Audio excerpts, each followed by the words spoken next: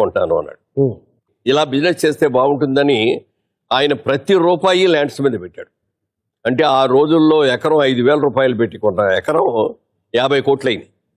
నువ్వు నిన్ను అడుగుతున్నావు కానీ నువ్వు కూడా రియల్ ఎస్టేట్ మీద ఎంత పెట్టుబడి పెట్టావో ఎన్ని కొన్నావో నాకు అన్నీ తెలుసు. నేను మిమ్మల్ని ఫాలో అవుతున్నాను సార్. అదే కదా, మీరు కూడా ఫాలో అవ్వండమ్మా. నేను చెప్పింది చాలా కరెక్ట్. ఇది అవకాశం ఉంటే ఎక్కడో చోట మీరున్న సేవింగ్స్ నుంచి ఫస్ట్ ఒక ల్యాండ్ ఎక్కడో చోట ఒక 100 గజాలు 200 గజాలు 500 గజాలు మీ కెపాసిటీని బట్టి కొనుక్కోండి. పల్లెటూరు దీని తీరే కన్న కూతురు కండ్ల ముందే